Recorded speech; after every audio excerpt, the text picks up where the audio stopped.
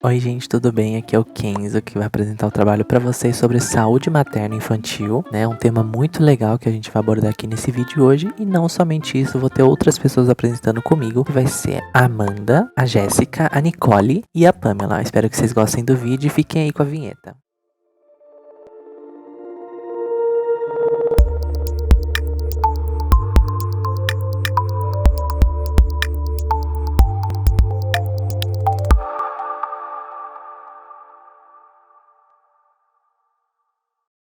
Saúde materno-infantil.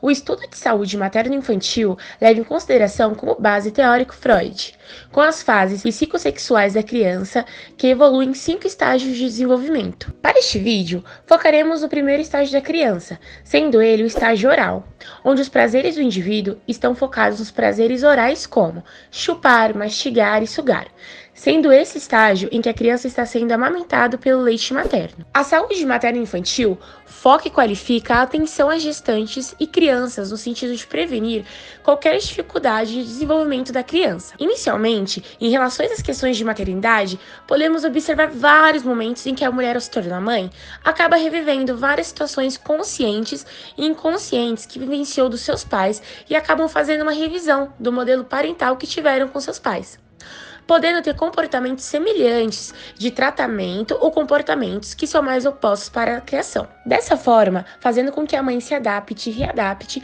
o que pode acabar causando desconforto, tensão e ambivalência afetiva. Pois nesse estágio, a mulher se encontra em um estado emocional muito vulnerável, precisando de amparo e proteção. Portanto, através dessas informações, a relação mãe-bebê leva a diversas emoções e pensamentos, o que pode acabar prejudicando a forma como a criança é criada. É levado em conta, então, no estudo materno-infantil, o estado psíquico da mulher, por conta das possibilidades de existência de transtornos maternos, precisando assim o apoio do parceiro e da família para conseguir lidar melhor com todas essas questões. Levando em consideração que a saúde psicológica dos pais pode interferir na formação do vínculo com a criança, segundo o desenvolvimento infantil da teoria freudiana. Agora vamos falar sobre o IRDI. Foi feito então no período de 2000 a 2008 uma pesquisa pensada pelos psicanalistas, o IRDI, Indicadores Clínicos de Risco para o Desenvolvimento Infantil, que são dados que serão coletados durante os primeiros meses de vida do bebê, sendo ele composto por 31 indicadores, dividido em 4 tópicos, separados por tempo de vida do indivíduo, que são importantes também para pediatras e profissionais da saúde. Dessa forma, podemos levar em conta que o IRDI é um contato entre a psicanálise, a medicina e a educação, pois os indicadores têm um foco modelo informativo para os pediatras e também as ações realizadas pelos professores, pois assim o profissional da saúde pode então prestar atenção às operações que fundam o psiquismo. Levando em conta o trabalho dos educadores, também é uma forma de acompanhar pelos indicadores os bebês com o profissional buscando sua função para o campo subjetivo. Age como uma correlação entre os indicadores, levando a atenção também em relação à tendência de risco. E os indicadores são seguidos por uma leitura e necessitam da interpretação, então não são básicos, mas sim com um intuito preciso.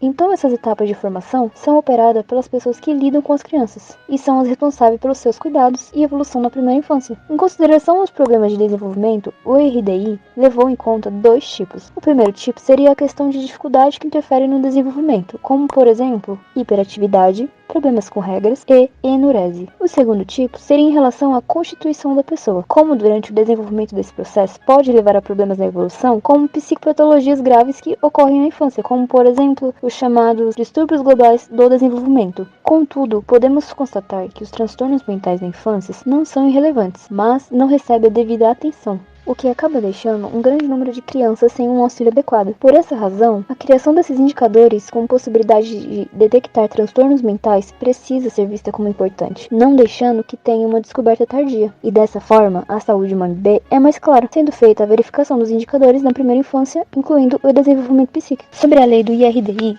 foi criada dia 26 de abril de 2017, a lei número 13.438. Ela diz que torna obrigatória a aplicação a todas as crianças nos seus primeiros 18 meses de vida, com a finalidade de facilitar a detecção e consulta pediátrica de acompanhamento da criança de um risco para o seu desenvolvimento psíquico.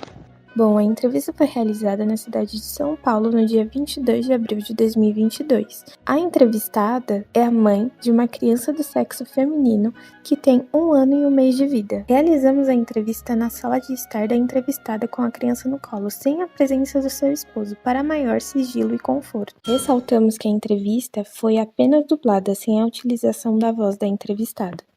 O bebê sobre o qual vai falar é seu filho biológico ou adotivo? O bebê que irei falar é minha filha biológica. Quanto tempo ela tem? Ela é sua filha única? Ela tem 1 ano e 1 mês, é minha filha única. Você sabe me dizer como foi a concepção do bebê? Houve planejamento na gestação? Não sei dizer como foi a concepção, mas não foi uma gravidez planejada. A gente pode dizer que foi uma gestação surpresa, não foi nada planejado.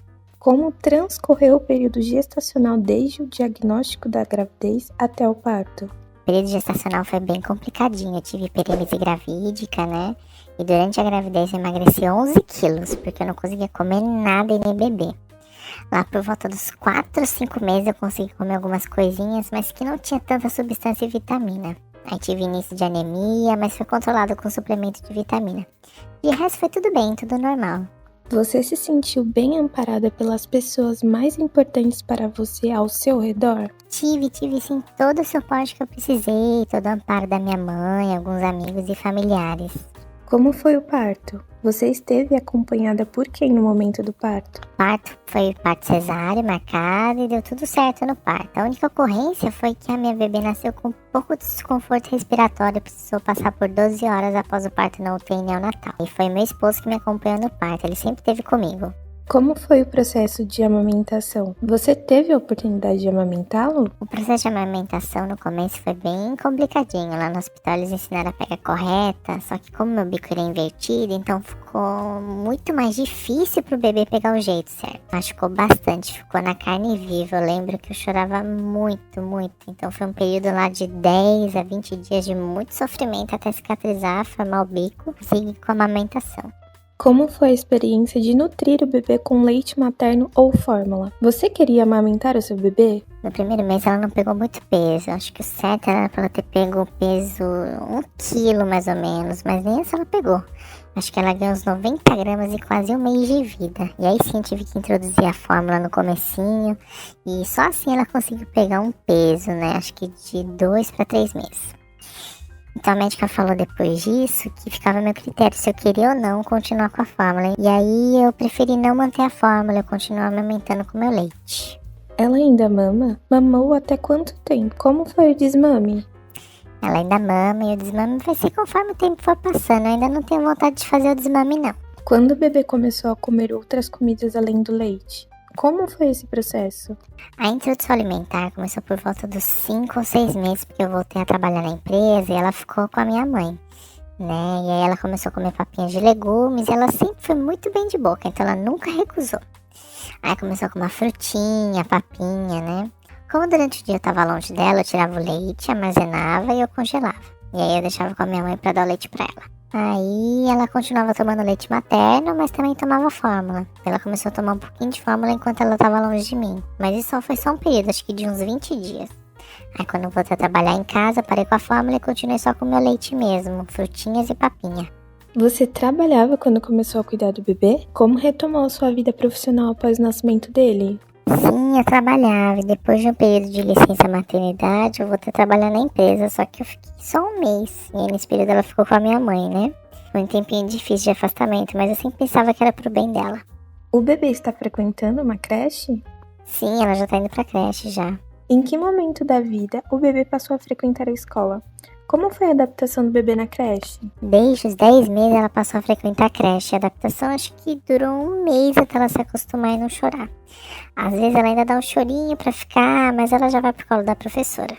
Ela já fica bem o dia, ela sempre comeu bem na creche, né? Só que na hora de ficar mesmo pra dormir, ela não dormia. Não queria dormir, mas agora ela já se adaptou. Como é o comportamento do bebê quando ele precisa ficar longe de você? Bom, quando eu saio de perto dela, ela fica um pouco enjoadinha. Mas depois ela começa a se entreter e passa o dia bem. É mais na hora que ela percebe que eu não estou, que ela fica mais chatinha e chorosa. Depois ela se entretém e se a pessoa que estiver com ela dá atenção, ela fica tranquilinha, passa o dia tranquilo. O que você faz com o bebê quando ele precisa fazer alguma coisa e ele está com você? Eu coloco pra brincar os brinquedinhos dela no tatame, eu coloco no andador enquanto eu tô fazendo minhas coisinhas, né? Ou espero ela dormir pra fazer as coisas. Mas na maioria das vezes ela fica no tatame ou tapete brincando com as coisinhas dela.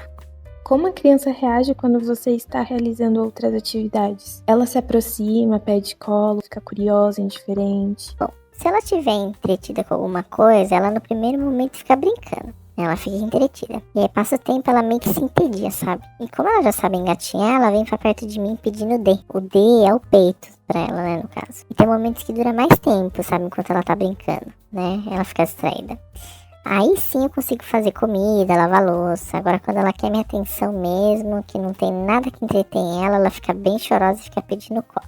Tem alguma coisa que seu bebê faz que você precisa explicar pra ele que não deve fazer? Como o bebê reage neste momento? Sim, tem alguns momentos que ela quer mexer com alguma coisa que não pode. Por exemplo, os vasos de planta aqui de casa que tem umas pedrinhas brancas de decoração, sabe? Às vezes ela tá no andador e ela chega perto do vaso, ela quer pegar a planta ou ela quer começar a mexer no armário, nas gavetas. E aí quando eu falo que ela não pode, ela faz uma carinha de brava, sabe? E tem os momentos que ela chora, que se você repreender ela, se você falar que não, ela já faz um biquinho que quer chorar e ela fica sentida. Tem alguns momentos que quando ela é contrariada, que fala que não pode, elas puxam os cabelos dela e meio que dão uns tapinhas na própria cabeça, sabe? Então já deu pra perceber que ela não gosta de ser contrariada. A criança gosta de brincar com os objetos que você ou outra pessoa do convívio usa? Ela reconhece cada um? Bom, ela às vezes pega o meu celular ou do pai dela, que é um objeto que tá no nosso dia a dia.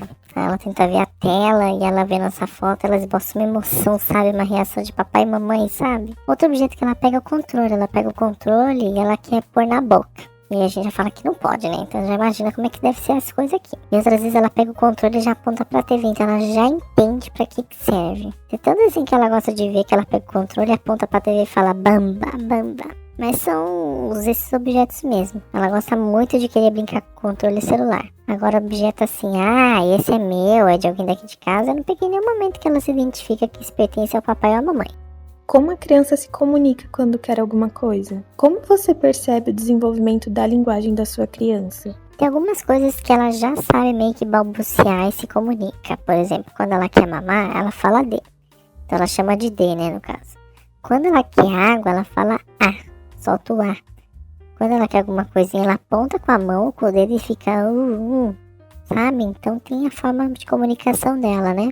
Mas ela ainda não fala nada, ela não fala muitas palavras. Ela mais babucia uns babá, sabe? Tá no comecinho do desenvolvimento, né? Como nós temos o nosso cachorro, que é o Snow, né? Ela fica fazendo pra chamar ele. Tem alguma coisa que você queira falar sobre a sua história como mãe, cuidador deste bebê que você considera importante e ainda não foi perguntado? Só pra completar que cuidar, ser mãe é algo totalmente desafiador e que é algo maravilhoso e gratificante, mas que não é tudo são flores, né? Que tem esses momentos cansativos, estressantes, mas que só de ver esses olhinhos te olhando, de ver esse sorriso é gratificante, sabe? Cada frase, cada desenvolvimento, acompanhar cada evolução dela é muito especial. A partir dessa entrevista, podemos analisar e observar que a mãe e a criança se enquadram em alguns indicadores do RDI, sendo eles o item 2 e 17. A mãe fala com a criança num estilo de particularidade dirigindo-se a ela. E a mãe e a criança compartilham uma linguagem particular. Vendo que durante a entrevista, a mãe perguntava para a criança se ela queria o D. Logo depois que a criança colocou a mão em seus seios, apresentando então uma antecipação em relação à criança, atendendo às suas necessidades por meio do manhês, além de se tornar um símbolo de satisfação para a criança. Itens 5 e 10. A troca de olhares entre a mãe e a criança reage quando a mãe ou outra pessoa está se dirigindo a ela. Esses itens foram bem evidentes na entrevista, pois na troca de olhares entre elas, as duas demonstraram afeto e sorriam. Além da antecipação da mãe, houve o estabelecimento de demanda da criança, fazendo com que sua mãe a compreendesse. Item 22. A criança aceita alimentação semissólida, sólida e variada. A mãe na entrevista disse que antes mesmo do período recomendado pelo IRDI, que é de 8 a 12 meses, aos 5, 6 meses, a criança já começou a comer papinha e nunca houve a recusa de nenhum alimento. Item 7. A criança utiliza sinais diferentes para expressar suas diferentes necessidades. Também foi mencionado pela mãe ao relatar que a bebê aponta o dedo quando ela quer algo. Logo, a mãe compreende essas necessidades atendendo seu pedido. Item 23.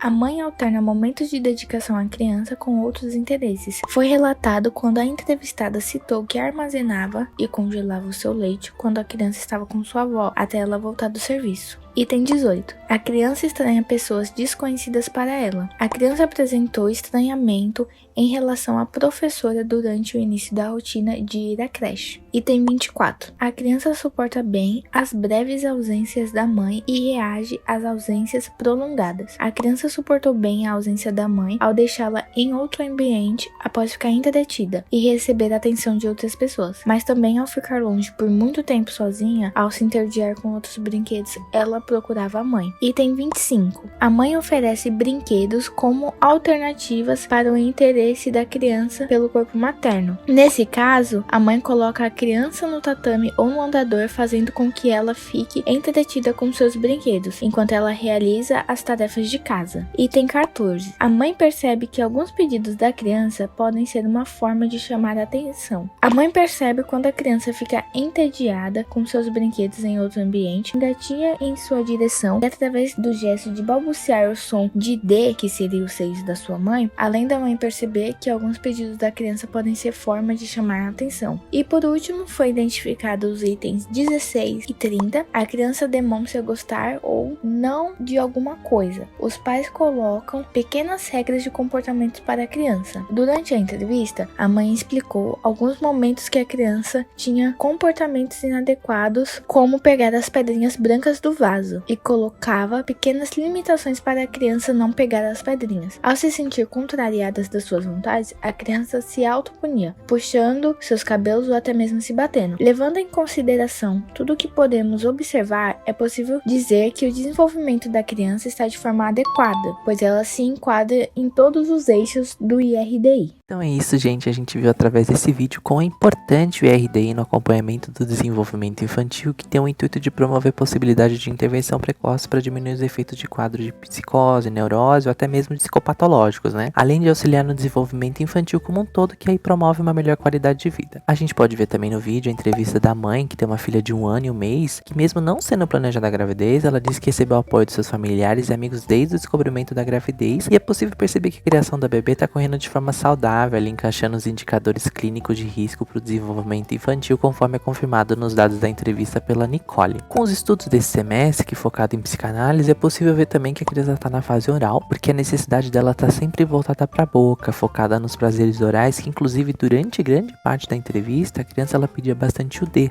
né, que era o seio da mãe. Às vezes até para dormir, que não necessariamente para se alimentar. Só que isso não foi falado na entrevista e nem relatado no trabalho, porque foi mais através da observação da criança durante a entrevista que a gente fez, que a gente pôde observar esse comportamento, né? Por essas razões, a criação de instrumentos com indicadores capazes de detectar ainda na primeira infância transtornos mentais precisa ser levada adiante, porque o uso de indicadores de risco pode encontrar uma aplicação significativa no campo da saúde mental, especialmente como um auxiliar precioso na detecção de problemas de desenvolvimento em crianças. Espero que vocês tenham gostado do vídeo, não se esqueçam de curtir, de se inscrever e de comentar aí embaixo se vocês gostaram do vídeo, tá bom? Então é isso, um grande beijo e tchauzinho, até a próxima.